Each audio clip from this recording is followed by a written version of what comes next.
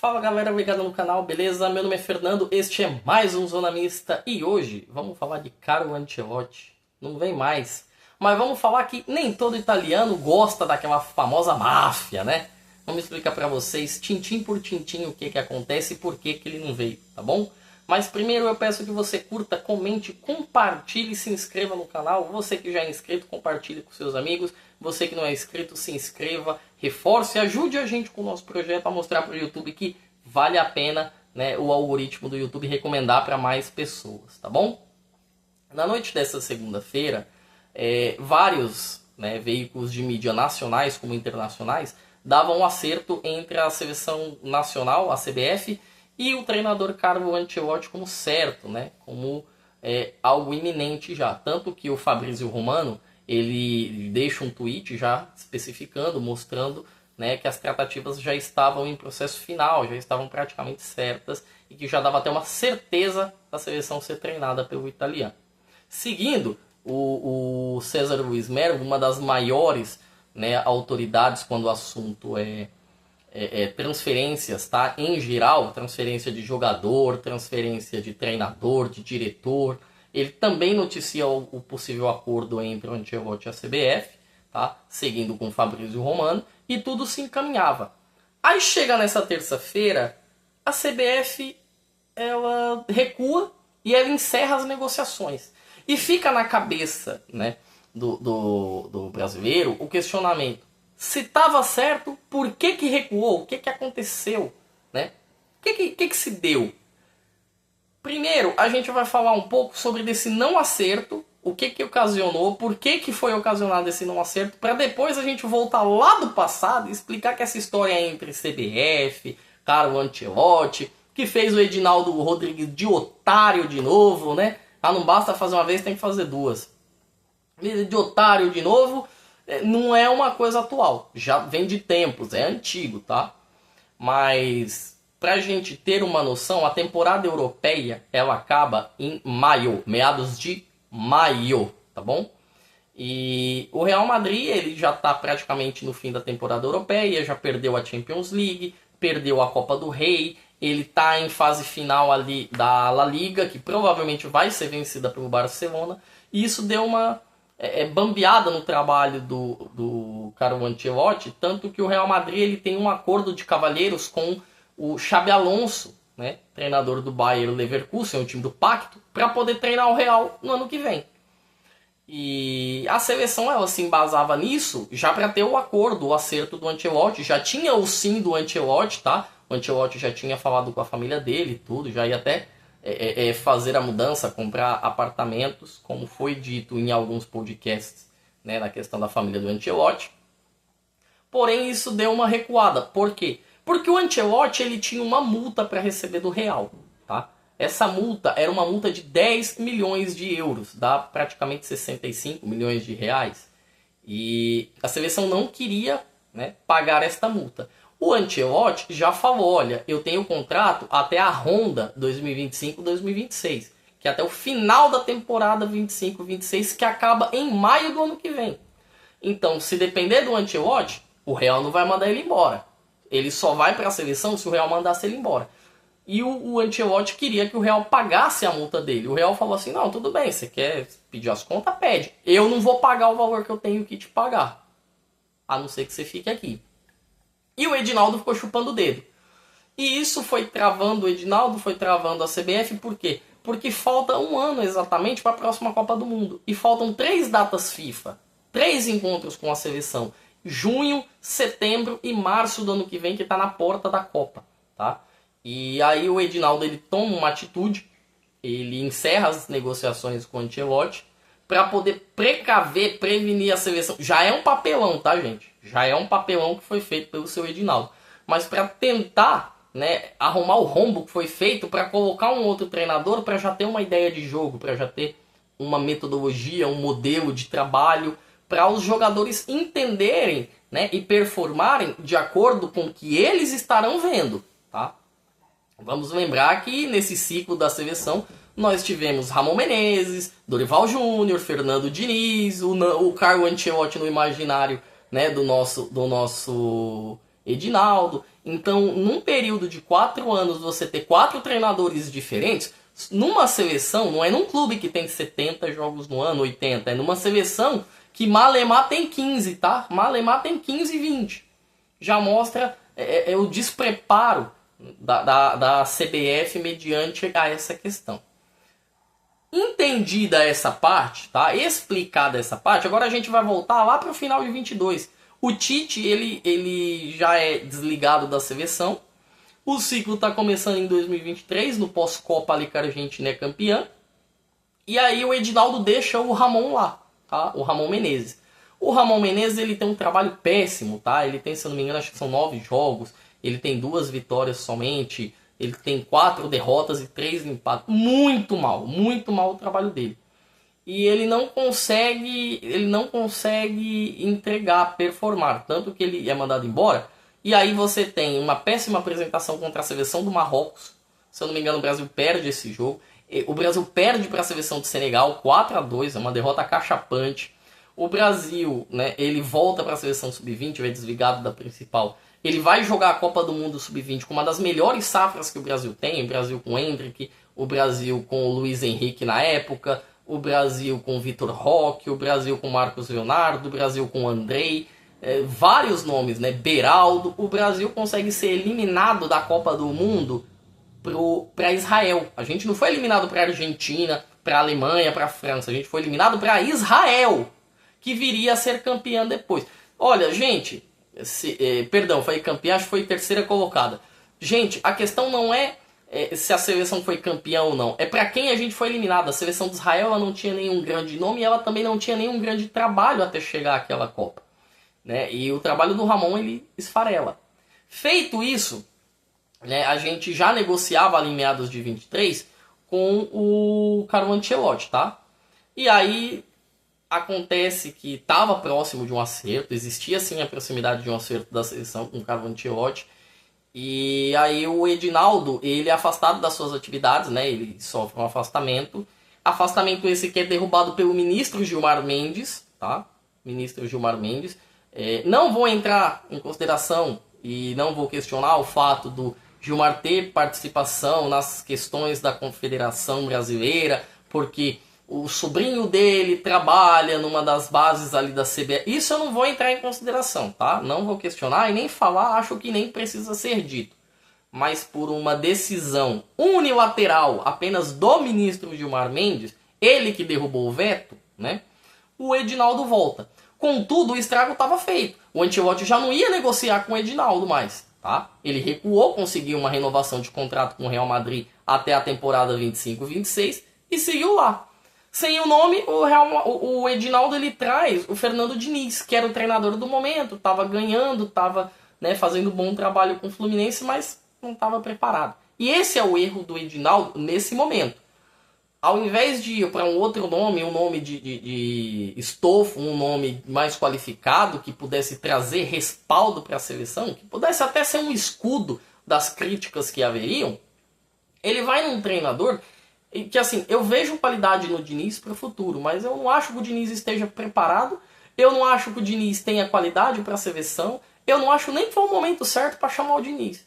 Ele chamou porque era o melhor do momento que tinha e vamos que vamos, né? E se demonstrou uma decisão muito errada. Ele começa metendo um 4-5-1 na Bolívia lá, que o André Hernan até posta, né, um tweet falando: Carlo Ancelotti, fique aí porque nós já temos o nosso treinador. Não passam, né, mais de 6 meses, o Diniz ele é mandado embora, o trabalho declina, o Diniz ele vai muito mal nas eliminatórias, ele tem formações e ele tem convocações que são questionáveis, então o Diniz é desligado e aí você já tinha, né, quase metade indo, né, quase metade do ciclo, a gente já estava no começo de 2024 e o Edinaldo ele mira no Dorival. O Dorival tinha ganho tudo, né? Tinha ganho uma Copa do Brasil pelo São Paulo, tinha ganho uma Libertadores pelo Flamengo, um Brasileiro pelo Flamengo, né? Então, a mesma coisa que aconteceu com o Diniz, que eu considerei um erro, aconteceu com o Dorival e eu também considerei um erro. Porque o Dorival é aquele perfil para clube, não é para seleção. O Dorival, uma coisa é o Dorival tratar com o Luciano, com o Elton Rato, com o Eric Pulgar. Outra coisa é o Dorival tendo que tratar com o Neymar, com o Vini Júnior, com o Bruno Guimarães, que são atletas de garbor maior. O Dorival não tem esse estofo, sabe? Essa costa larga que precisa. E esse foi um grande erro. No começo, né, o Dorival ele negocia a saída do São Paulo dele, acho que em 4 de janeiro, né, a gente acaba se complicando.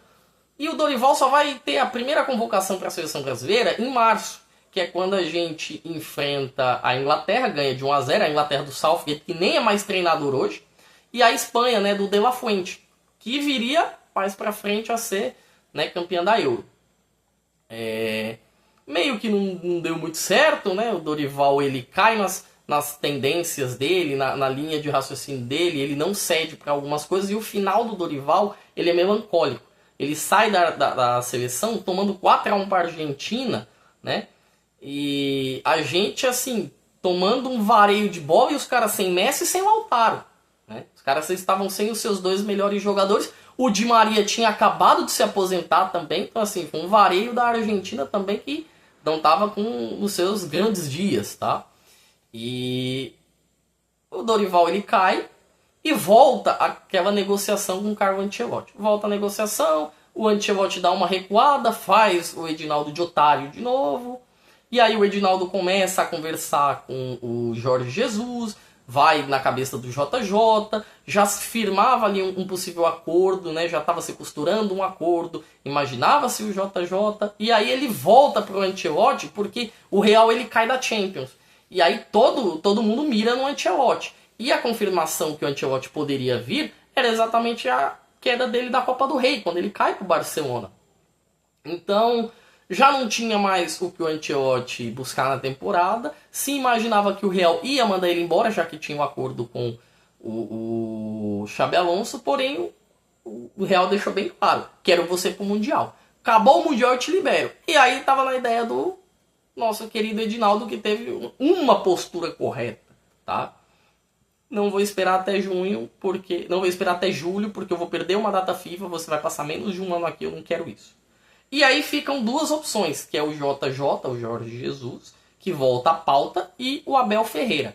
Eu escutei gente da mídia falando de Rogério, Roger Machado, Felipe Luiz, né, a minha mãe, falaram da minha mãe. E assim, é uma questão muito complicada você falar de certos nomes que falta garbor, falta qualidade para eles. Vou citar o exemplo do Renato Gaúcho. O Renato ganhou Libertadores, o Renato ganhou Copa do Brasil, o Renato ganhou um monte de coisa. Só que o Renato é um treinador ultrapassado, é um treinador que não estuda. O próprio Renato cansou de falar em podcast aqui que o estudo dele é a cervejinha dele e o futevôlei dele no Rio de Janeiro. Uma coisa é ele treinar o Grêmio, outra coisa é ele treinar o Juventude. Lá no Grêmio ele tem o que o Felipe Luiz tem hoje no Flamengo, ele tinha no Grêmio, porque ele é a grande figura do Grêmio, a maior figura da história. Ele comandava tudo lá no Grêmio, mandava tanto quanto o presidente. Então, era tudo muito voltado para proteger o Renato Gaúcho e evitar que críticas ou problemas fora do campo, extracampo, atingissem o campal do Grêmio. A mesma coisa o Felipe Luiz. Felipe Luiz, eu ouvi gente da empresa pedindo Felipe Luiz, às vezes dá vontade de pegar um pedaço de porrete e correr atrás desse povo. Felipe Luiz não tem 60 jogos como profissional, não tem 60 jogos como técnico. Ele não enfrentou ainda uma crise, ele ainda não oscilou. E o que acontece com o Renato é o que acontece com ele no Grêmio. Ele é uma figura grande. O que acontece com o Renato no Grêmio é o que acontece com ele no Flamengo. Ele é uma figura grande, é respeitado, tem garbor, tem as costas largas. Ninguém vai querer peitar o cara porque ele ganhou Libertadores, Brasileiro, Copa do Brasil, Carioca, Supercopa, Recopa. Ele ganhou tudo pelo Flamengo. Então existe um movimento de proteger, tá? O elenco do Flamengo do extracampo. É porque o elenco não performa, é porque tem problema, é porque não ganha, é porque isso. O elenco é protegido, além do Felipe Luiz. E aí eles conseguem performar da melhor forma. Roger Machado e Rogério Ceni eu acho que não valem nem muito a questão. Por quê? Porque por mais que tenham qualificações e os dois possuem, eles não têm o que é preciso para a seleção. Eles ainda não têm experiência o suficiente, nem o Roger, nem o Rogério, e principalmente além do garbor, né? Eles não possuem o perfil que a CBF busca, tá? Então sobra JJ e Abel. Entre os dois eu prefiro muito o JJ, não significa que seria a minha escolha, tá? A minha escolha seria o Abel Ferreira, mas, por exemplo, vou citar aqui o Unai Emery, que é o treinador do Aston Villa.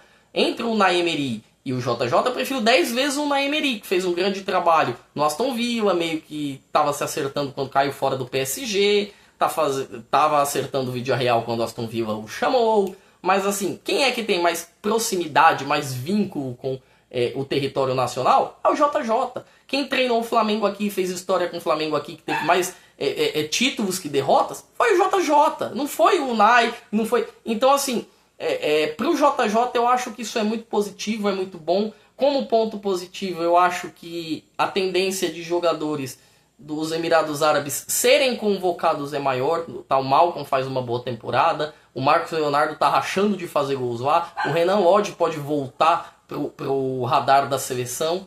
E a questão do Abel, né, é a proximidade com o território nacional. Ele tá tanto tempo aqui que ele já conhece como os times jogam, como alguns jogadores performam, e isso pode falar muito bem da gente trazer jogadores mais desse perfil nacional para cá, né, para uma Copa, para uma Copa América. Então, um exemplo é o Alan Patrick, né, o conhecimento do Ancelotti do Alan Patrick é o Alan Patrick do Shakhtar Donetsk. Hoje o Alan Patrick é o melhor meia do Brasil, quiçá o melhor meia da América do Sul, junto com a Arrascaeta, performando demais aqui, entregando demais aqui, e talvez o Ancelotti não tinha esse conhecimento. Demoraria para entender, para pegar esse meet and dit, entender nesse pouquinho tempo que ele teria, tá?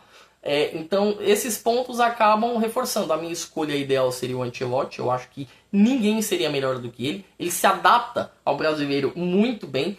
Quando ele treinou o Milan, né, da casta de 2000 ali, aquele Milan que tinha Serginho, Cafu, Kaká, Dida, minha mãe lá no meio de campo também, com o Seedorf, com o Pirlo, com o Gattuso.